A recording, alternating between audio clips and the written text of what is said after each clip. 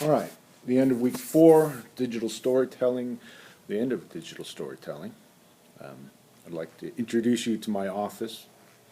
I usually do these reflections on Sunday night, or try to, and Monday was a day off, and so I was going to wait till Monday, and now it's Tuesday, so get what you got.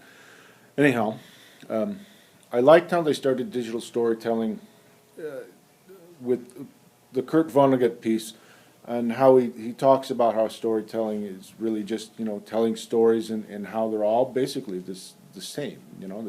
You start off and you introduce a character who people identify with, and they have a problem, and then they solve the problem, and everything's great. So digital storytelling is not any real different from that. It's still a character that people can identify with, a problem they have to solve, and climax and all that other stuff. Last week was great with the Twitter versus zombie. I thought that was fun. This week I finally got around to making that animated GIF that I wanted to make.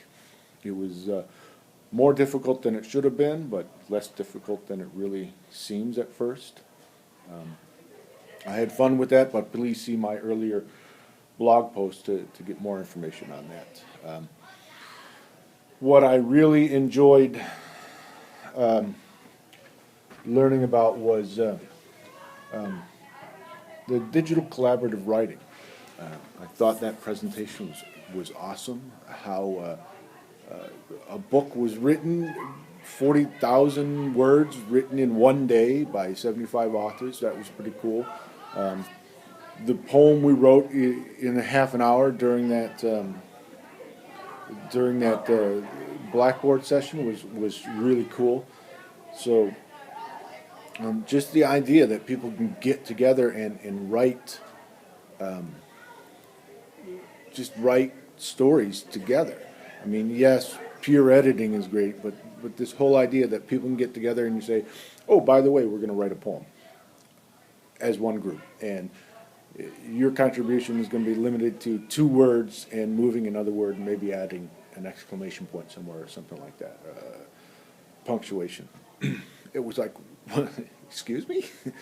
And then tweeting it out and people coming out. So we had the Google Docs can handle about 50 people, and so we ended up with the Google Doc freezing up because we had too many people in there at one time for most of the half hour. So we had, who knows, 75, 100 people working on a single poem at the same time, and it came out being really cool. So just the ideas for the classroom of how stories haven't changed, but the way we can write them has changed. And so that leads a great lead-in for digital literacies coming up this week that we've already started on. How, has literacy really changed, or has the way that we're looking at being literate changed? So those are some great thoughts to think on this week and next as we discuss digital literacy.